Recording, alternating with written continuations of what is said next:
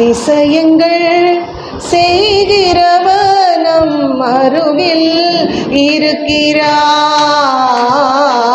அற்புதங்கள் செய்கிறவர் என்றும் நமக்குள் வசிக்கிறார். அதிசயங்கள் செய்கிறவர் நம் அருகில் இருக்கிறார். அற்புதங்கள் செய்கிறவர் என்றும் நமக்குள் வசிக்கிறார். தண்ணீரை இரத்தமாய் மாற்றினார் அதிசயம். தண்ணீரை இரத்தமாய் மாற்றினார் அதிசயம். வெறும் தண்ணீரை திராட்சரசமாய் மாற்றினார் அதிசயம். வெறும் தண்ணீரை திராட்சரசமாய் மாற்றினார் அதிசயம். அதிசயங்கள் செய்கிறவர் நம் அருகில் இருக்கிறார். அற்புதங்கள் செய்கிறவர் என்றும் நமக்குள் வசிக்கிறார். செங்கடலை இரண்டாம் பிரித்திட்டார் அதிசயம். செங்கடலை இரண்டாக பிரித்திட்டார் அதிசயம். புயல் காற்றை தம் வார்த்தையாலே அடக்கினார் அதிசயம். புயல் காற்றை தம் வார்த்தையாலே அடக்கினார் அதிசயம். அதிசயங்கள் செய்கிறவர் நம் அருகில் இருக்கிறார். அற்புதங்கள் செய்கிறவர் என்றும் நமக்குள் வசிக்கிறார். குருடருக்கும் செவிடருக்கும் சுகம் தந்தார் அதிசயம். குருடருக்கும் செவிடருக்கும் சுகம் தந்தார் அதிசயம். ஒரு சொல்லாலே மரித்தோரை எழுப்பினார் அதிசயம்.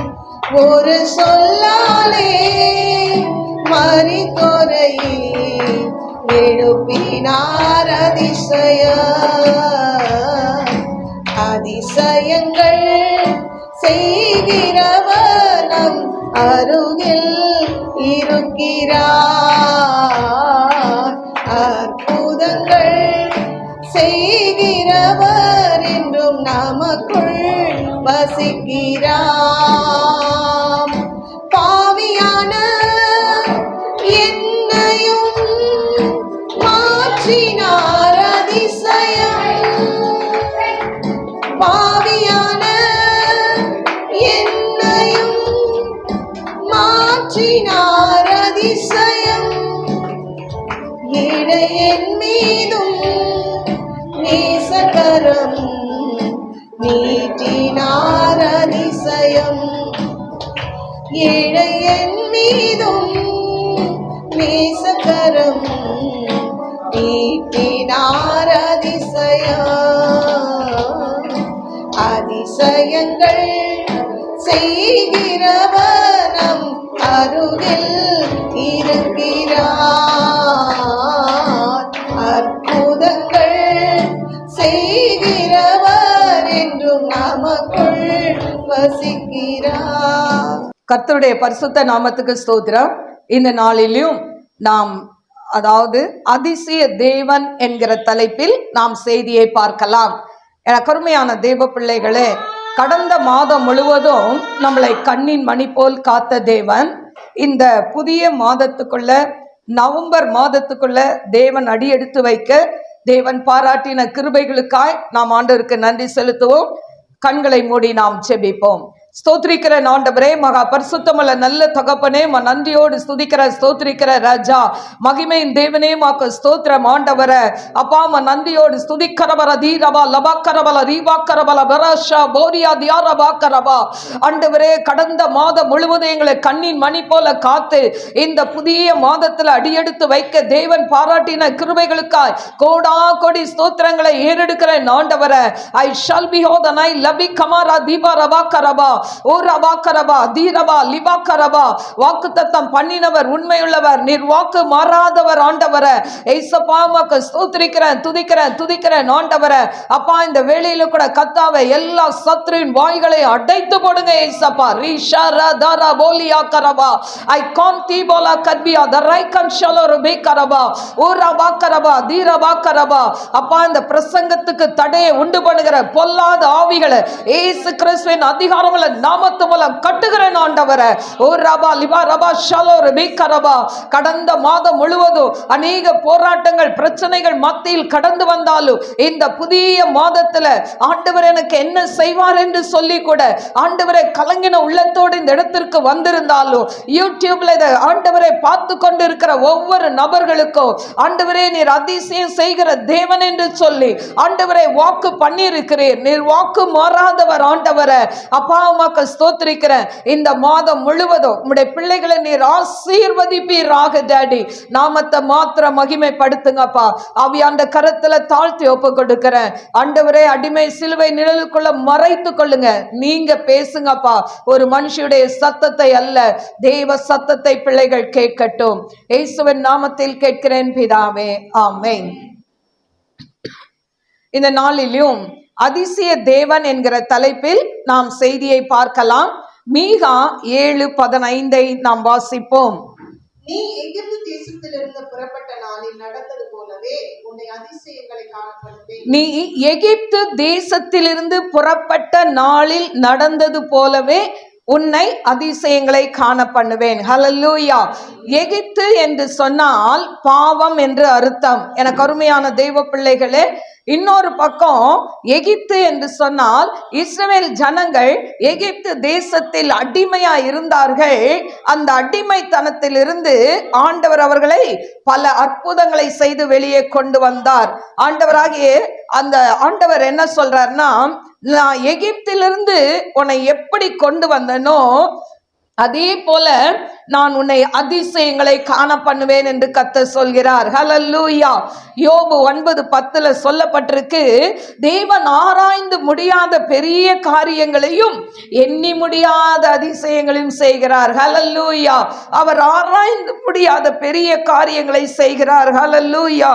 யாத்ராகமம் 34:10 சொல்லப்பட்டிருக்கு, இதோ நான் ஒரு உடன்படிக்கை பண்ணுகிறேன், பூமி எங்கும் எந்த ஜாதிகளிடத்திலும் செய்யப்படாத அதிசயங்களை உன் ஜனங்கள் எல்லாருக்கும் முன்பாகவும் செய்வேன். உன்னோடு கூட இருக்கிற ஜனங்கள் எல்லாரும் கர்த்தருடைய செய்கையை காண்பார்கள். உன்னோட கூட இருந்து நான் செய்யும் காரியம் பயங்கரமாயிருக்கும். ஹல்லேலூயா. எனக்கு அருமையான தேவ பிள்ளைகளே, இந்த மாதத்துல தேவன் அதிசயத்தை செய்வேன் என்று கர்த்தர் சொல்கிறார். ஏசாயா 29:14 அதிசயம் செய்வேன் என்று வாக்குத்தத்தம் பண்ணுகிறதை பார்க்கிறோம். எனக்கு அருமையான தேவ பிள்ளைகளே, இந்த அதிசயம் நடக்க நாம் என்ன செய்ய வேண்டும், எதை விட வேண்டும் அப்படின்னு சொன்னா, முதலாவது மத்தேயு 6:24 நாம் வாசிப்போம். இரண்டு எஜமான்களுக்கு ஒரு நாளும் கூடாது. ஒருவனை பகைத்து மற்றவனை சிநேகிப்பான், அல்லது ஒருவனை பற்றி கொண்டு மற்றவனை அசட்டை பண்ணுவான். தேவனுக்கும் உலக பொருளுக்கும் ஊழியம் செய்ய அவளால் கூடாது.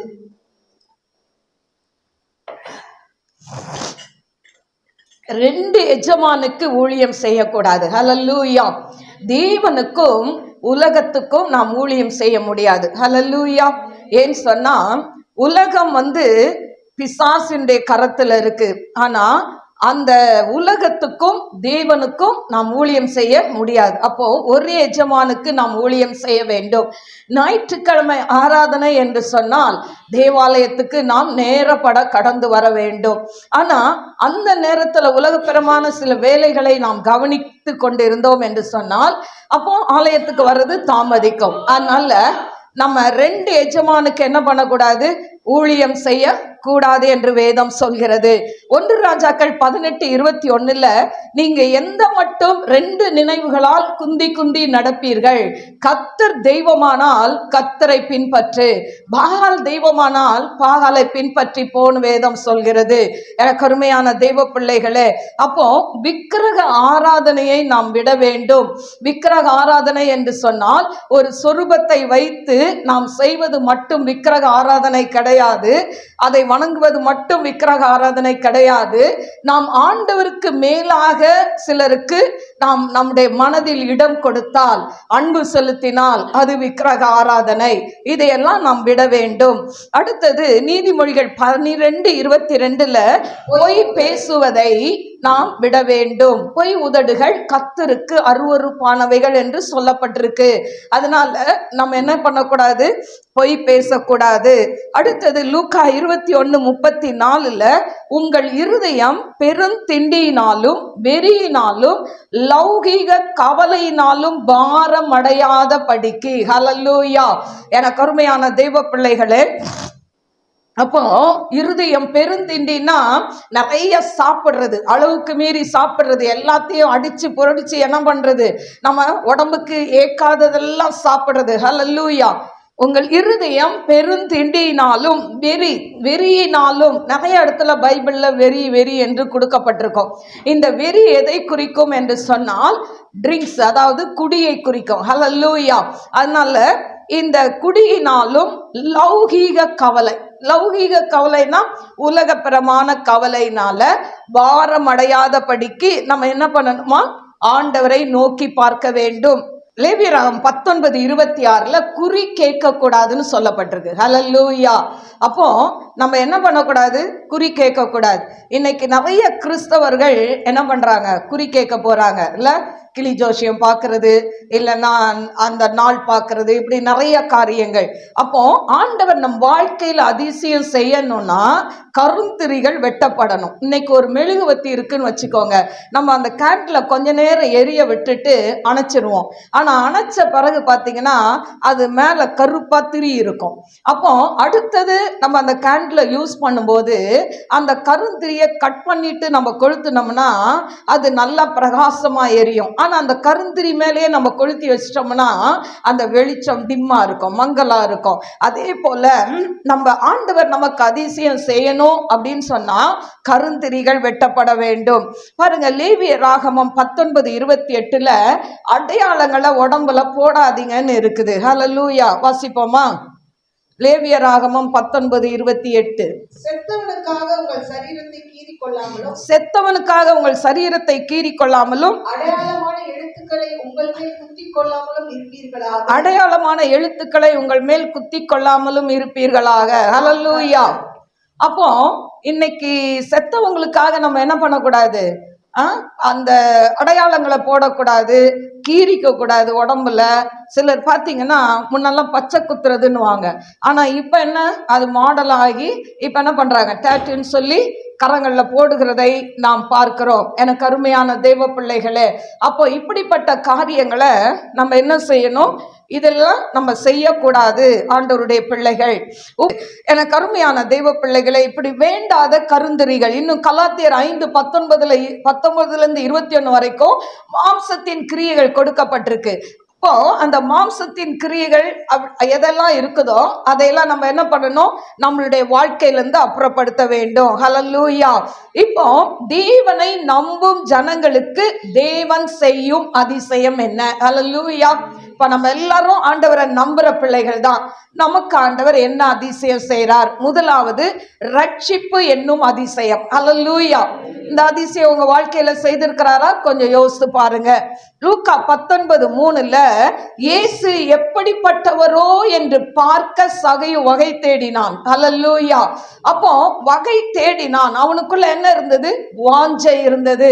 நம் வாழ்க்கையில் அதிசயம் நடக்க வேண்டும் என்று சொன்னால் நம் இருதயத்துக்குள் வாஞ்சை இருக்கணும். இயேசுவை எப்படி பார்க்கணும், ஆண்டவர் எப்போ ஆலயத்துக்கு போகலாம், ஞாயிற்றுக்கிழமை எப்போ வரும், தேவாலயத்துக்கு போகணும், நேரத்தோட போகணும், ஆண்டவரே அந்த வொர்ஷிப் டைம்ல நானும் போய் பங்கு கொள்ளணும், இப்படிப்பட்ட தாகம் நமக்கு இருந்தால் நாம் தேவனை பார்க்க முடியும். ஹல்லேலூயா. அப்போ அவர் பாத்தீங்கன்னா வாஞ்சை இருந்தது, ஆனா தடைகள் இருந்தது. இன்னைக்கு கூட உங்களுக்கு எனக்கு வாஞ்சை இருக்கும். 7 மணி ஆராதனைனா 7 மணிக்கு உள்ள வரணும்னு வாஞ்சை இருக்கும். ஆனா வர முடியாதபடி நம்மை சூழ்ந்து பல தடைகள் நமக்கு வரும். ஹல்லேலூயா. அன்னைக்கு பார்த்துதான் விருந்தாளி வருவாங்க, அன்னைக்கு பார்த்துதான் ஏதாவது நடக்கும், அன்னைக்கு பார்த்துதான் வயிறு வலி வரும். ஆனா இதையெல்லாம் மீறி கொண்டு நாம் ஆலயத்துக்கு வர வேண்டும். இப்போ இவன் கிட்ட இருந்த தடை என்ன? இவன் ஒரு குள்ளன். ஆனா ஆண்டவரை பார்க்கணும்னு நினைச்சதுனால அந்த ஜன கூட்டத்தில் அவரை பார்க்க முடியாதபடினால அவன் காட்டத்தி மரத்துல ஏறி போய் அமர்ந்து கொண்டான். ஹல்லேலூயா. எனக்கு அருமையான தேவ பிள்ளைகளே, தேவனை தேடி வரும் பொழுது அநேக தடைகள் வரும், போராட்டங்கள் வரும், பிரச்சனைகள் வரும், பாடுகள் வரும், உபத்திரங்கள் வரும். இதையெல்லாம் மீறிக்கொண்டு என் தேவனை நான் பார்க்க வேண்டும். ஹல்லேலூயா. கிளம்பிட்டே இருப்பீங்க, ஹஸ்பண்ட் இருந்து ஒரு வார்த்தை வரும், நீலாம் எதுக்கு சர்ச்சுக்கு போற, என்ன பார்க்க போற, யார பார்க்க போற, வல்கரான வார்த்தைகள் கடந்து வரும். ஆனாலும் இவைகள் மத்தியில் என் தேவனை நான் பார்க்க போகிறேன். ஹல்லேலூயா. அந்த வாஞ்சியோடு நீங்க உள்ள வந்தீங்கன்னா ஆண்டவர் உங்களுக்கு அதிசயத்தை செய்ய அவர் தேவன், அவர் உண்மையுள்ளவராய் இருக்கிறார். ஹல்லேலூயா. இந்த மாசம் உங்க வாழ்க்கையில் அதிசயங்கள் நடக்கும், அற்புதங்கள் நடக்கும், தீராத காரியங்கள் ஆண்டவர் ஒரு முடிவை கொண்டு வருவார். ஹல்லேலூயா.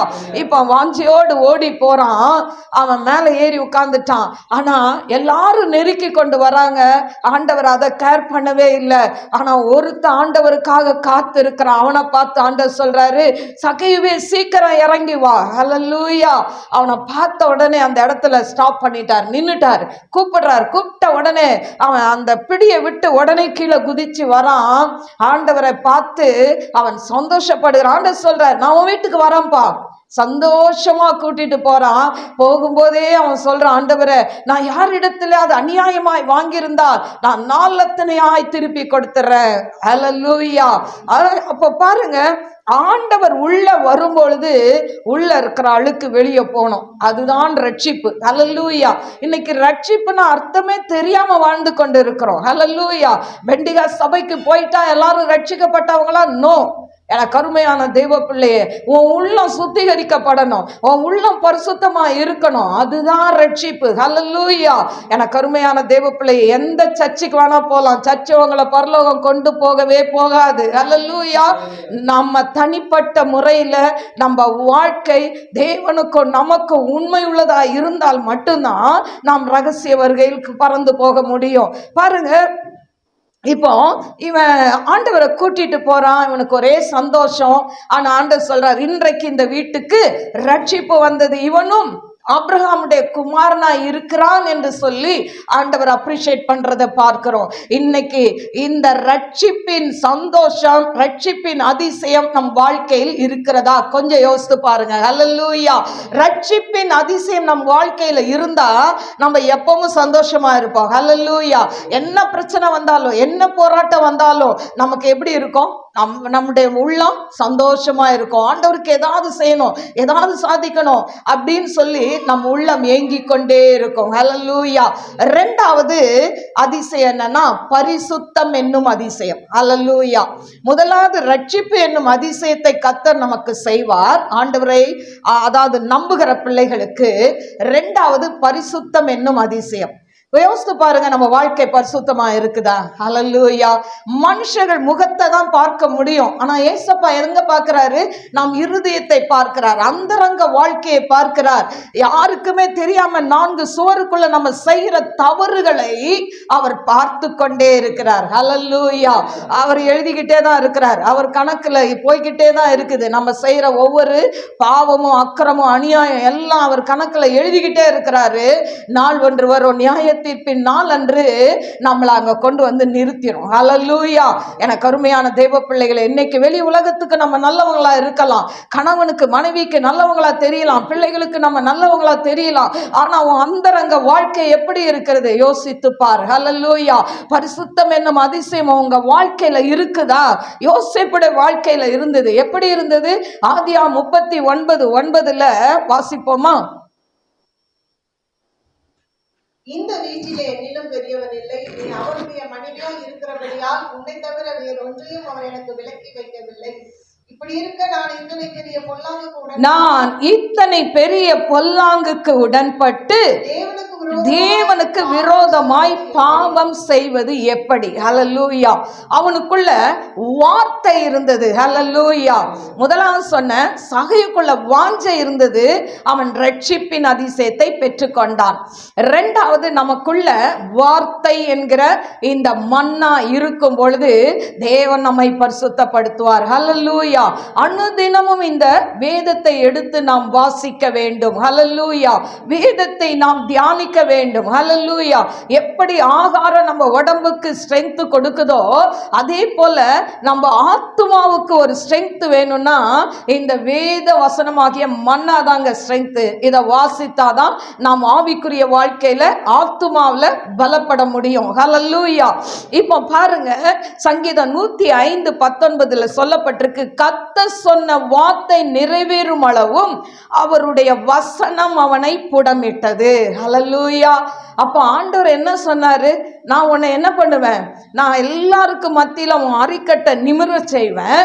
வானத்தின் நட்சத்திரத்தையும் அதாவது 11 நட்சத்திரங்களை போல, சூரியன் சந்திரனை போல இவர்கள் மத்தியில நான் உன்னை உயர்த்துவேன். எல்லாம் இவங்கெல்லாம் வணங்குவாங்க உன்னைய.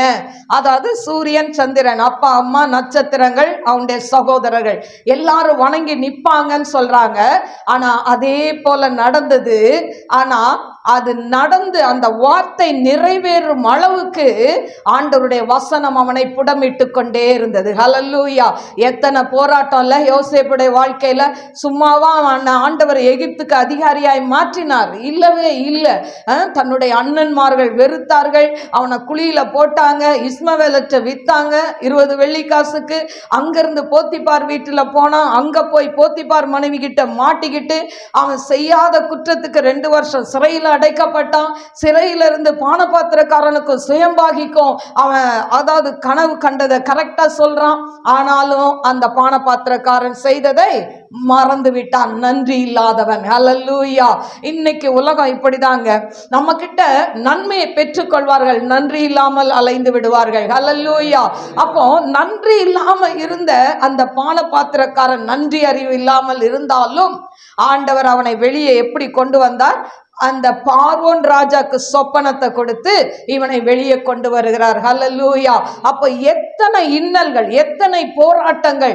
ஆனால் இவைகள் மத்தியில யோசேப்பு முறுமுறுக்கவே இல்லை. ஹல்லேலூயா. ஆண்டவரை மறுதலிக்கவே இல்லை. ஆண்டவரே நீங்க எனக்கு வேண்டாம், எனக்கு ஏன் இந்த பாடு, எனக்கு தரிசனத்தை கொடுத்தீங்களே, சொப்பனத்தை கொடுத்தீங்களே, எதுக்கு கொடுத்தீங்கன்னு கேள்வி கேட்டானா? இல்லவே இல்லை. ஹல்லேலூயா. ஆனா கடைசியாய் ஆண்டவர் பார்வோன் ராஜாக்கு முன்பாக கொண்டு போய் அவனை எல்லா அந்த அதாவது எகிப்து நாட்டு முழுமைக்கும் அவனை பெரிய அதிகாரியாய் மாற்றினார். ராஜாக்கு அடுத்த ஸ்தானத்துல அவனை கொண்டு வந்து ஆண்டவர் நிறுத்தினார். பாருங்க, எகிப்துக்கு போகும்போது அடிமையா தாங்க போனான். அடிமையாய் போன அவனை அதிகாரியாய் உயர்த்தின தேவன். காரணம் என்ன? அவன் ஒரே ஒரு பாவத்துக்கு விலகி ஓடினான். போத்திபாருடைய மனைவியுடைய இச்சைக்கு விலகி ஓடினபடினால் ஆண்டவர் அவனை உயர்த்தி ஆசீர்வதித்தார். இன்னைக்கு அந்த பரிசுத்த ஜீவியம் நமக்குள்ள இருக்குதான்னு கொஞ்சம் ஆராய்ந்து பாருங்க. ஹல்லேலூயா. கண்ணின் இச்சைக்கு எத்தனை தடவை இடம் கொடுக்கிறோம். ஹல்லேலூயா. எனக்கு அருமையான தேவ பிள்ளைகளே, ஆண்களா இருந்தாலும் பெண்களா இருந்தாலும் நம் கண்களை ஒவ்வொரு நாளும் நாம் பரிசுத்தமாய் காத்து கொள்ள வேண்டும். தேவனுக்கு முன்பாக நாம் பரிசுத்தராய் இருக்க வேண்டும். வேதம் சொல்கிறது, பரிசுத்தமாகிறவர்கள் இன்னும் பரிசுத்தமாகட்டும், அசுத்தமா இருக்கிறவர்கள் இன்னும் அசுத்தமா இருக்கட்டும் சொல்லப்பட்டிருக்கு. அதனால அசுத்தமா இருக்கிறவங்கள நீங்க பார்க்காதீங்க, பரிசுத்தராகிய தேவனை பார்த்து, அப்பா உங்களை போல எங்களை மாற்றுங்கப்பா, என்ன மாற்றுங்கப்பா. நம்ம கேட்க வேண்டிய ஜெபம் அதுதான். ஹல்லேலூயா. உம்மை போல என்னை மாற்றுங்கப்பா, அந்த பிரதரை போல இந்த சிஸ்டரை போல மாற்றுங்கன்னு கேட்காதீங்க. எல்லாருமே குறை உள்ளவர்கள் தான், ஆண்டவர் மட்டும்தான் நிறைவானவர். அதனால அவரை நாம் நோக்கி பார்த்து நாம் என்ன பண்ணணும், ஆண்டவரே என்னை பரிசுத்தப்படுத்துங்க. ஹல்லேலூயா. இன்னைக்கு கம்யூனியன்ல கலந்து கொள்ள போறோம். ஆண்டவரே என்னை பரிசுத்தப்படுத்துங்கப்பா, எந்த இடத்துல நான் விழுந்திருக்கிறேன் எனக்கு சரி பண்ணுங்க ஆண்டவரே, என்னை தூக்கி எடுங்க. ஆண்டவர்கிட்ட ஒப்பு கொடுத்து கம்யூனியன்ல கலந்து கொண்டு தெய்வ ஆசீர்வாதத்தை பெறும்படி கேட்டுக்கொள்கிறேன். கருமையான தெய்வ பிள்ளைகளே, மூன்றாவது அபிஷேகம் என்னும் அதிசயம். இது நம்ம வாழ்க்கையில இருக்கா யோசித்து பாருங்க. முதலாவது சொன்ன ரட்சிப்பு என்னும் அதிசயம், இரண்டாவது பரிசுத்தம் என்னும் அதிசயம். எதுல நம்ம குறைவா இருக்கிறோம் தியானித்து ஆண்டவர்கிட்ட அந்த குறைவை நிறைவாக்கிக்கோங்க. இப்ப அபிஷேகம் என்னும் அதிசயம். இந்த அபிஷேகம் 1 சாமுவேல் 16:5.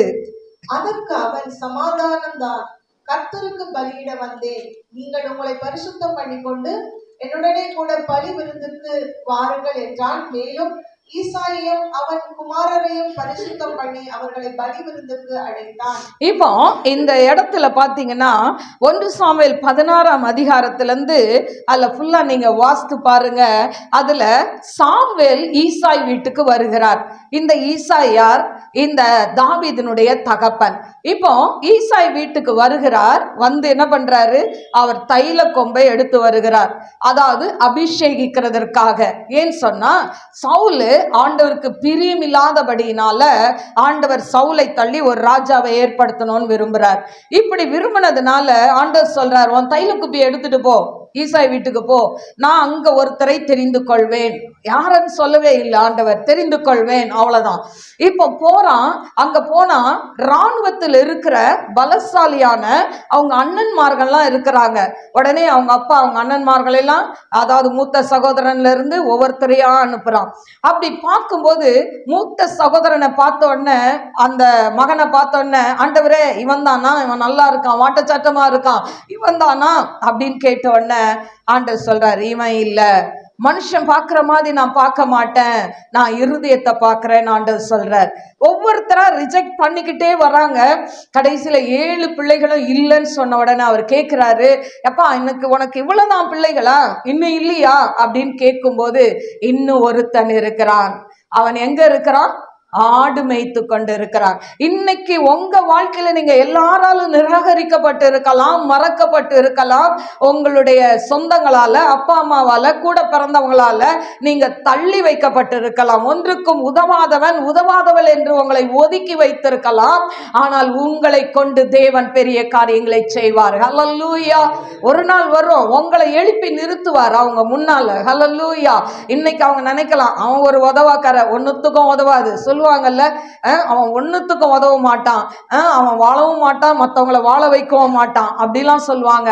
ஆனா மற்றவங்களால உதவாக்கரன் பேர் வாங்குற உங்களை ஆண்டவர் என்ன பண்ணுவார்? அவர் கையில் எடுத்து நிறுத்துவார். ஹல்லேலூயா. தாவீது இப்போ ஆடுதான் மேய்ச்சிட்டு இருக்கிறான்.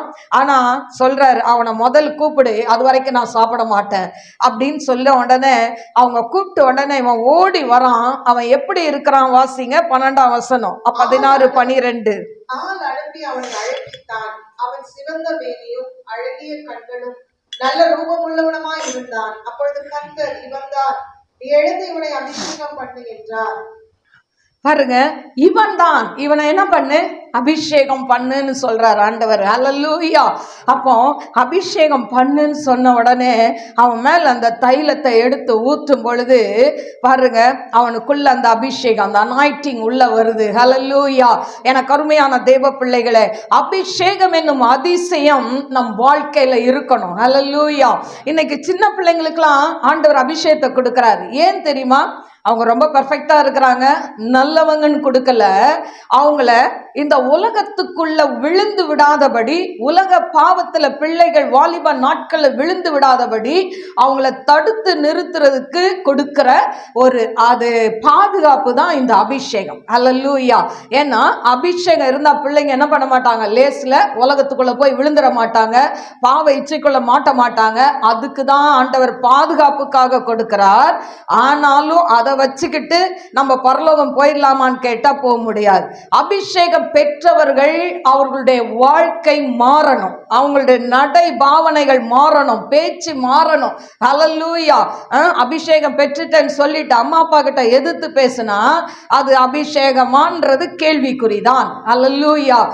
அந்த அபிஷேகம் வரும்பொழுது சுவாபத்திலே உனக்கு என்ன வரணும், நிதானம் வரணும், தாய் தகப்பனை நேசிக்கணும், அவங்க சொல்ற வார்த்தைக்கு கீழ்ப்படியணும், எதிர்த்து பேசக்கூடாது. அப்படிலாம் பேசினா உனக்குள்ள இருக்கிறது அபிஷேகமா இல்ல வேற ஆவி உள்ள இருக்கான்னு என்ன பண்ணணும், கட்டாயம் டெஸ்ட் பண்ணணும். ஹல்லேலூயா.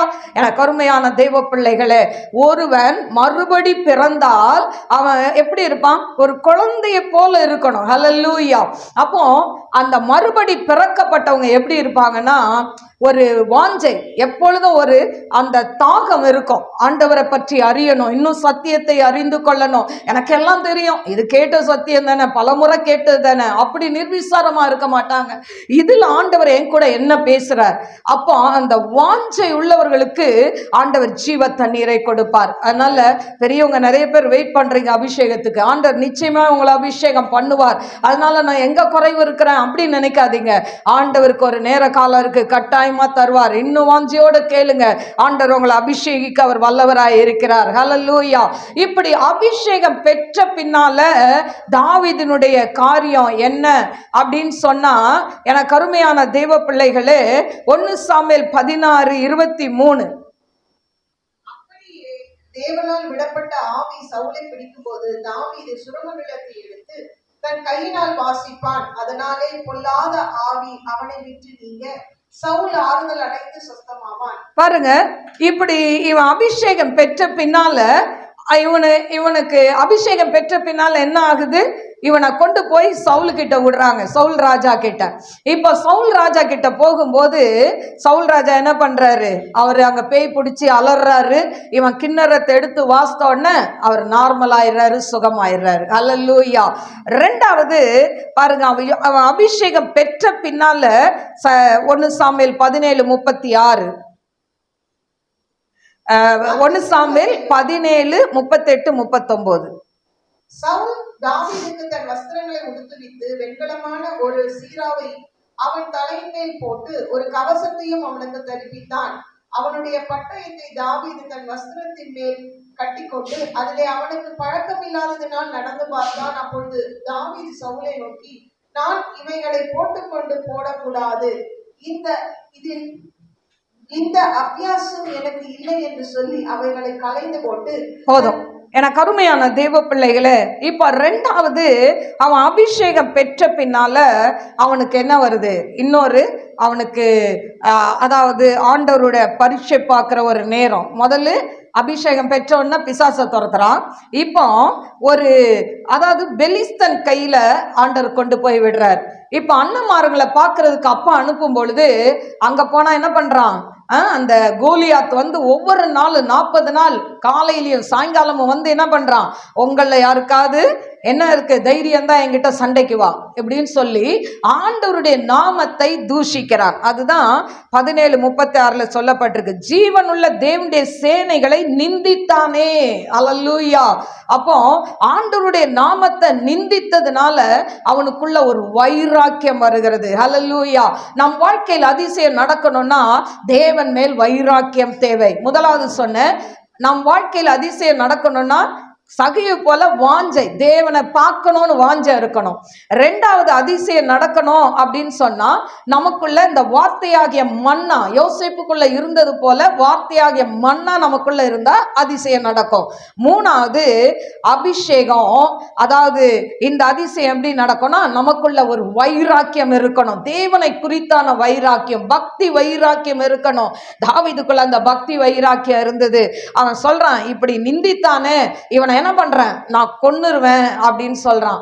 உடனே சவுல் பார்க்கறாரு, கர்த்தர் உன்னோட இருக்கிறாருப்பா, நீ சொன்னாலும் கேட்க மாட்டேன், இந்த என் ட்ரெஸ் எல்லாம் போட்டுக்கோ, என் போர்க்கவசத்தெல்லாம் அணிஞ்சிக்கோ அப்படின்னு சொன்ன உடனே இந்த ட்ரெஸ் எல்லாம் போட்டுட்டு ஒரு குழந்தை நடக்கிற மாதிரி நடக்கிறான். ஏன்னா அவன் ட்ரெஸ் இல்லை, அவன் சின்ன பையன் பாருங்க. உடனே சொல்றான், இதெல்லாம் எனக்கு அப்பியாசம் இல்லை அப்படின்னு, அதெல்லாம் அந்த ட்ரெஸ் எல்லாம் வேணான்னு சொல்லிட்டு இவன் ஆடு மேய்க்கிற மாதிரியே கையில ஒரு தடியை எடுத்துக்கிட்டான். அதுக்கப்புறம் என்ன எடுத்துக்கிட்டான், கல் 5 கூழாங்கல்லை எடுத்துக்கொண்டான். அல்லேலூயா. 5 கூழாங்கல் எதை குறிக்கிறதுனா 5 அரக்கர்கள். இவங்க அண்ணன் தம்பி எல்லாம் 5 பேர், அதுல ஒருத்தன் கோலியாத். அதனால 5 பேரை வீழ்த்துறதுக்கு எடுத்துக்கிட்டான் 5 கூழாங்கல்.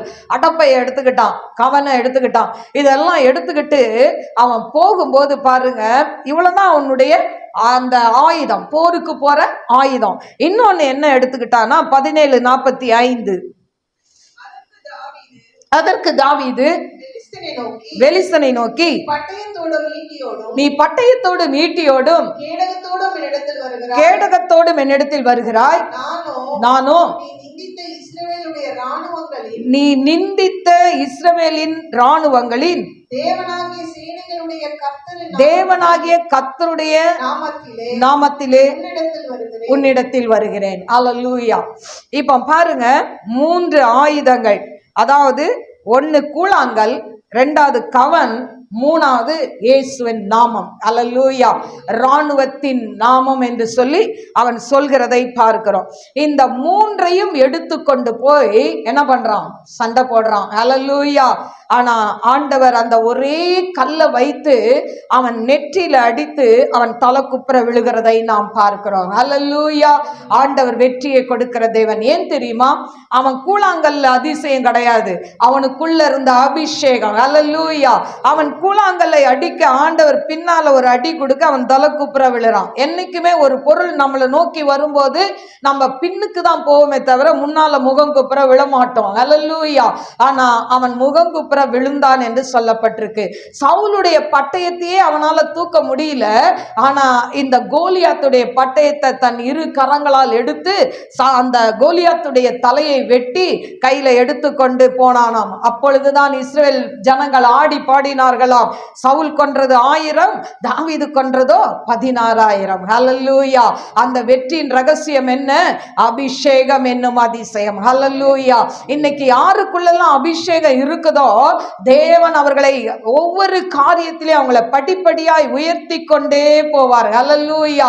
அற்புதங்களை செய்வார். அவர்கள் மூலம் அதிசயங்கள் நடக்கும். அது சின்ன பிள்ளைங்களா இருந்தாலும் பெரியவங்களா இருந்தாலும் யாரா இருந்தாலும் அபிஷேகம் யாருக்குள்ள இருக்குதோ தேவன் அவர்களை வல்லமையா எடுத்து பயன்படுத்துவார். ஹல்லேலூயா.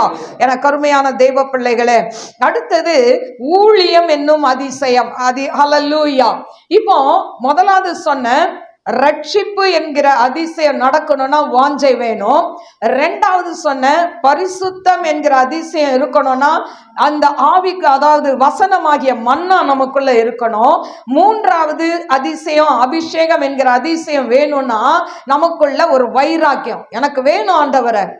இன்னைக்கு ஆண்டவர்கிட்ட நம்ம எதெல்லாம் கேட்கிறோம்ல, ஆண்டவர் இதை கொடுத்தாதான் ஆச்சு, யாக்கோபு போலெல்லாம் ஜெபிக்கிறோம்ல, எனக்கு இதை தந்தாதான் ஆச்சு, எனக்கு அபிஷேகம் தாங்க ஆண்டவரே, நான் இத்தனை நாள் கிறிஸ்தவனா இருக்கிறேன், கிறிஸ்தவலா இருக்கிறேன், இன்னும் அபிஷேகம் இல்லாம இருக்கிறேனே, எனக்கு அபிஷேகம் வேணும்னு சொல்லி என்ன பண்ணணும், ஆண்டவர்கிட்ட வைராக்கியமாய் கேட்கணும்.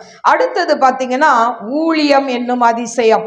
லூக்கா 8ஆம் அதிகாரம் 26, 27 வாசிப்போம். லூக்கா 8, 26, 27. கலிலேயாவுக்கு எதிரான கதரேனருடைய நாட்டில் சேர்ந்தார்கள். அவர் கரை இறங்கின போது நெடுநாளாய் பிசாசுகள் பிடித்தவனும் வஸ்திரம் தெரியாதவனும் வீட்டில் தங்காமல் பிரேத கல்லறைகளிலே தங்கினவனுமாய் இருந்த அந்த பட்டணத்து மனுஷன் ஒருவன் அவருக்கு எதிராக வந்தான். அவன் இயேசுவை கண்டபோது கூக்குரலிட்டு அவருக்கு முன்பாக விழுந்து, இயேசுவே, உன்னதமான தேவனுடைய குமாரனே, எனக்கும் உமக்கும் என்ன, என்னை வேதனைப்படுத்தாதபடிக்கு உம்மை வேண்டிக் கொள்ளுகிறேன் என்று மகா சத்தத்தோட சொன்னான். அந்த அசுத்த ஆவி அவனை விட்டு போகும்படி இயேசு கட்டளையிட்டபடினாலே அப்படி சொன்னான். அந்த அசுத்த ஆவி வெகு காலமாய் எனக்கு அருமையான தேவ பிள்ளைகளே, இப்ப பாத்தீங்கன்னா இந்த இடத்துல லேகியோன் பிசாசு பிடித்தவன் அவன் ஒருத்தருக்கும் அடங்க மாட்டான். ஹல்லேலூயா. அவனுடைய குடியிருப்பே கல்லறை தான். ஹல்லேலூயா. அப்ப ஆண்டவர் அந்த இடத்துக்கு வரும் பொழுது அவர் தூரத்துல வரும்போதே அந்த பிசாசை கட்டிட்டார். இப்போ அது சொல்லுது, என்னை வேதனைப்படுத்தவா வந்தீர். ஹல்லேலூயா. பிசாசுகளுக்கு என்ன பண்ணும்? ஆண்டவருடைய இடம் வேதனையா தான் தெரியும். ஹல்லேலூயா. ஆனா அவருடைய பிள்ளைகளுக்கு ஆண்டவர் கூடுகிற இடம் எப்படி இருக்கும்? அவங்களுக்கு மகிழ்ச்சியா இருக்கும். ஹல்லேலூயா. வேதனைப்படுத்தவா வந்தீர் அப்படின்னு சொல்லி கேக்குது. ஆனா ஆண்டவர் அதை ஏற்கனவே அதற்றினதுனால கேட்கும்போது கடைசியில சொல்லுது, இங்க எவ்வளோ பன்னி கூட்டம் இருக்கு, இதுல அனுப்பிடுங்க, நாங்க இங்க போயிடுறோம். ஹல்லேலூயா. எனக்கு அருமையான தேவ பிள்ளைகளே, பிசாசுகளுக்கு நல்ல வசனம் தெரியும், நமக்கு தான் தெரியாது. அது சொல்லுது, பன்னி கூட்டம் இருக்கு, இந்த பன்னி கூட்டத்துல என்னை அனுப்பிடுங்க.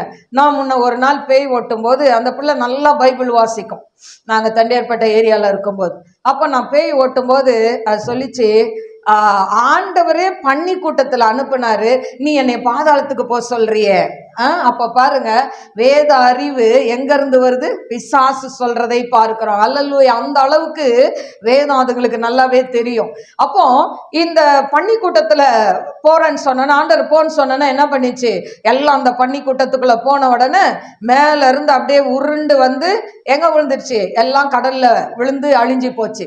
பாக்குறவங்க ஆச்சரியப்படுறாங்க, எப்படா இவன் நல்ல வஸ்திரம் தரித்து இருக்கிறான். ஹல்லேலூயா. இன்னைக்கு ஒரு பேய் பிடிச்ச பிள்ளை நல்லா ஆகி வஸ்திரம் தரிச்சிருந்தா பாக்குறவங்களுக்கு என்ன இருக்கும்? அதிசயமா இருக்கும். எப்படி இது நல்லா ஆச்சு, எப்படி சுகம் கிடைச்சது அப்படின்னு சொல்லி அவர்கள் நினைப்பாங்க. அப்போ எல்லாரும் ஆச்சரியப்படுறாங்க. ஆனா இன்னொரு பக்கம், ஐயோ எங்களுக்கு என்ன ஆயிடுச்சு, 200 2000 பண்ணியும் என்ன ஆயிடுச்சு, நான் லாஸ் ஆயிருச்சு, அதனால ஆண்டவரே எங்க ஊரை விட்டு நீங்க தயவு செய்து போயிருங்க. அல்லேலூயா. ஆண்டவரை வேண்டாம் என்று ஒதுக்கினார்கள். இந்த அதாவது இந்த பிசாசு பிடித்தவன் சொல்றான், நான் வரேன் உங்க கூட ஆண்டவரே. இல்ல நீ என்ன பண்ணு, உன் ஊருக்குள்ள போ, நடந்த அற்புதத்தை போய் எல்லார்கிட்டையும் சொல்லுன்றாரு. அல்லேலூயா. அது ஒரு தெக்கபோலி பட்டணம். அல்லேலூயா. அல்லேலூயா. அது பாருங்க, ஒரு தெக்கபோலி பட்டணம், அது 10 பட்டணங்கள் சேர்ந்தது. அப்போ அந்த 10 பட்டணங்கள் சேர்ந்துதான் தெக்கபோலி நாடு.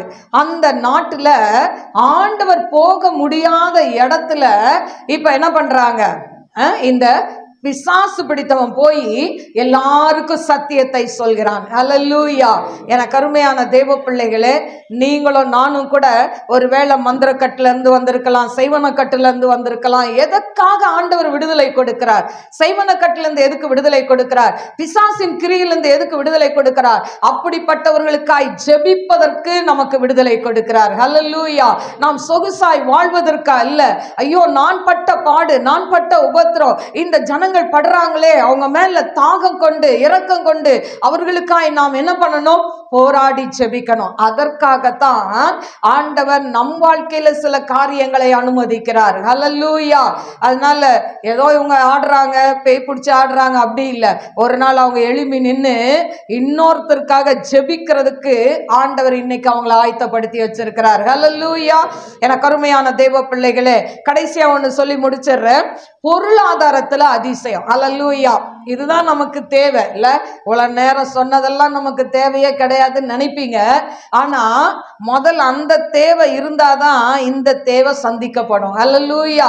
ரட்சிப்பு அவசியம், பரிசுத்தம் அவசியம், நமக்கு அபிஷேகம் அவசியம், ஊழியம் செய்யறதும் அவசியம்தான். ஹல்லேலூயா.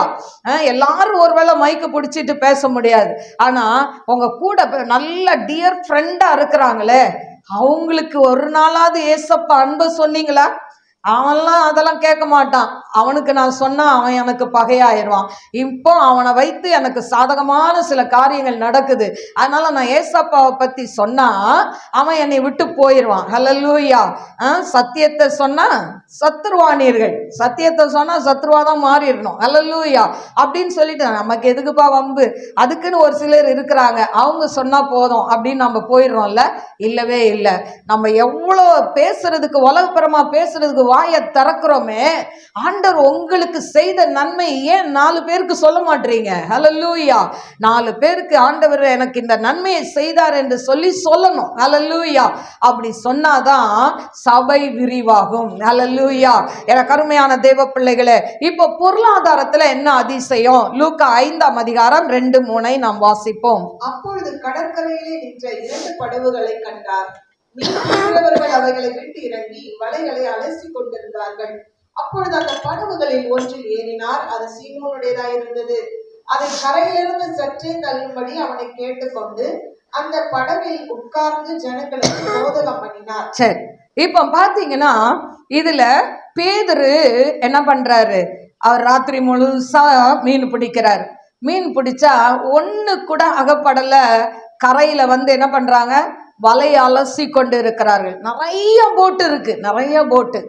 இன்னைக்கு இந்த உலகத்துல எவ்வளோ கணக்குல, கோடிக்கணக்குல ஜனங்கள் இருக்கிறாங்க. உங்களை என்னை ஆண்டவர் தெரிந்து கொண்டாரு, இதுவே அதிசயம்தான். ஹல்லேலூயா. அப்போ நிறைய போட்டு இருக்கு அந்த கடற்கரையில. ஆனா அந்த பேதுரு படகை ஆண்டவர் தெரிந்து கொண்டார். தெரிந்து கொண்டு ஆண்டவர் அவன் வலையை அலசிக்கிட்டு இருக்கிறான். அடுத்தது மீன் பிடிக்க போகணும்னா அந்த வலை சுத்தமா இருக்கணும், இல்லைன்னா மீன் அகப்படாது. அதனால ஒண்ணுமே இல்லைனாலும் அந்த வலையில இருக்க குப்பையெல்லாம் எடுத்து அலசி கொண்டு இருக்கிறான். இன்னைக்கும் நம்மளுடைய வாழ்க்கையில இறுதிய வலை அலசப்பட வேண்டும். ஹல்லேலூயா. நம்ம ஒருவேளை நம்ம பரிசுத்தவான்களா இருக்கலாம், நம்ம ஆண்டவருக்கு உண்மையாவே இருக்கலாம். ஆனாலும் ஒரு நாள் உபவாசம் போட்டு தேவ சமூகத்தில் அமர்ந்து, ஆண்டவரே உமக்கு பிரியமில்லாத என்கிட்ட என்னப்பா இருக்கு? ஆண்டவரே என்ன காரியம்ப்பா உமக்கு பிரியமில்லாம இருக்கு? நான் யாரையாவது நோகடிச்சிருக்கிறேனா? யாரையாவது குற்றப்படுத்தி இருக்கிறேனா?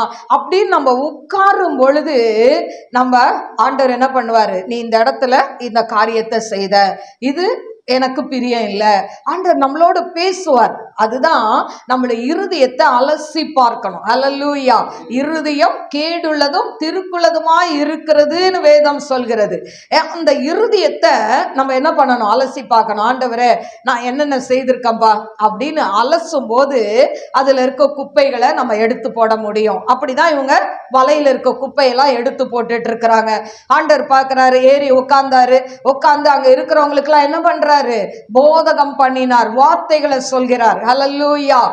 அதே போல நம் இருதயம் அலசின பிறகு இந்த வேதத்தை வாசித்தா ஆண்டவர் வசனத்தின் மூலம் நம்மளோட பேசுவார். ஹல்லேலூயா. அதுக்கப்புறம் சொல்றாரு, எப்பா நீ ஆழத்துல கொண்டு போய் போடு, பழைய ஆழத்துல போடு அப்படின்னு சொல்றாரு. அப்போ அவன் சொல்றான் 5ஆம் அதிகாரம் 5ஆம் வசனத்துல, ஐயரே ரா முழுவதும் நான் மீன் பிடித்தேன், ஒண்ணு கூட அகப்படல, ஆயினும் உடைய வார்த்தையின்படியே நான் போடுறேன்னு சொல்றான். ஹல்லேலூயா. இதுதாங்க கீழ்ப்படிதல். ஹல்லேலூயா. பொருளாதாரத்திலேயோ இல்ல நம்ம பிசினஸ்லயோ நம்மளுடைய படிப்பிலேயோ எதுவா இருந்தாலும் ஆசீர்வாதம் வேணும்னா முதலாவது தேவனுக்கு கீழ்ப்படியணும். ஹல்லேலூயா. கீழ்ப்படுகிற பிள்ளைகளை தான், அதாவது பெற்றோர்களுக்கு பிடிக்கும். கீழ்ப்படுகிற பிள்ளைகளை தான் என் ஏசப்பாக்கு பிடிக்கும். அது எவ்வளவு வயசானாலும், நான் இன்க்ளூடிங் என்னை கூட சேர்த்து தான் சொல்றேன்.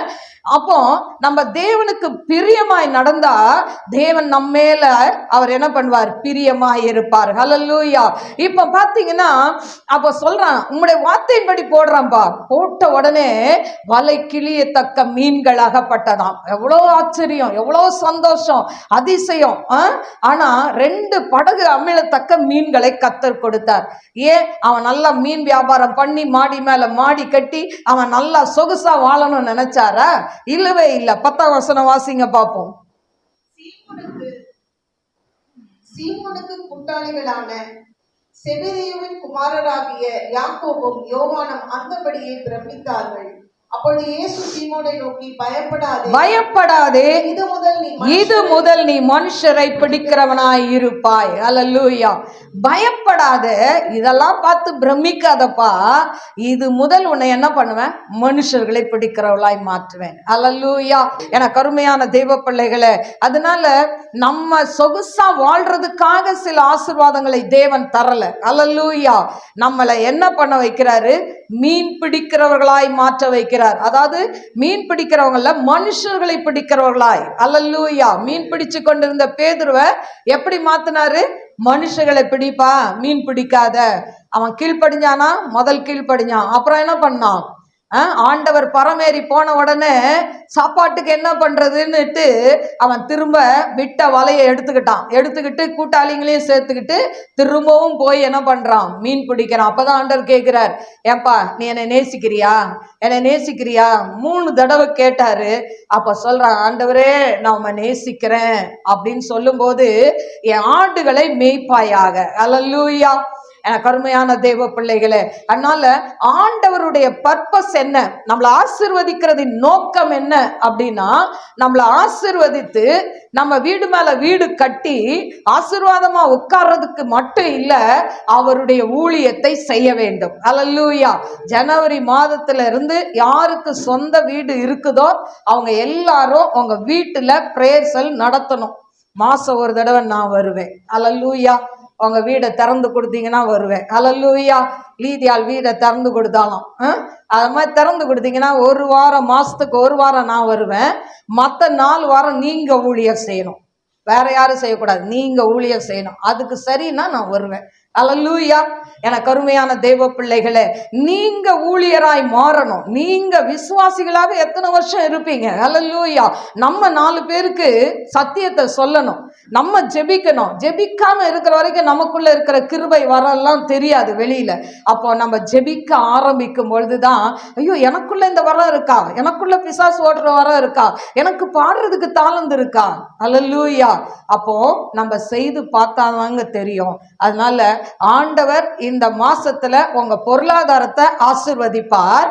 ஆனா பொருளாதாரத்துல ஆசீர்வாதத்தை வாங்கிட்டு உலகத்துல ஜாலியா சுத்துறத காட்டிலும் இந்த மாசத்துல அட்லீஸ்ட் நான் ஒரு 10 பேருக்கு சத்தியத்தை சொல்லி ஆலயத்துக்கு கொண்டு வருவேன். அல்லேலூயா. பொருத்தனையோட போங்க.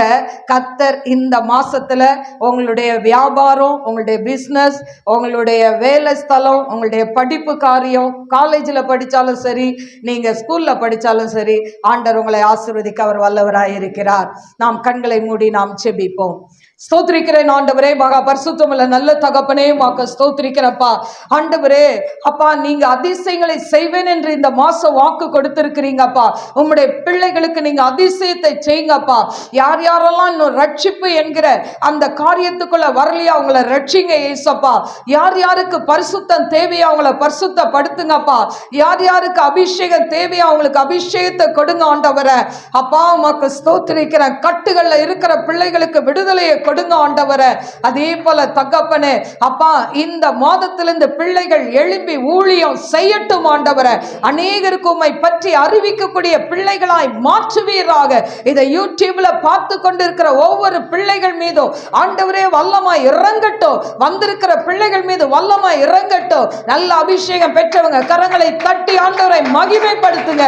ஓ ரபா லபா ரபா ஷபா ரபா லிபா ரபா ரபா கரபல ரபா ஓரி கரபல ரபா ரபா ஓ ரபா ஷமா கரபா.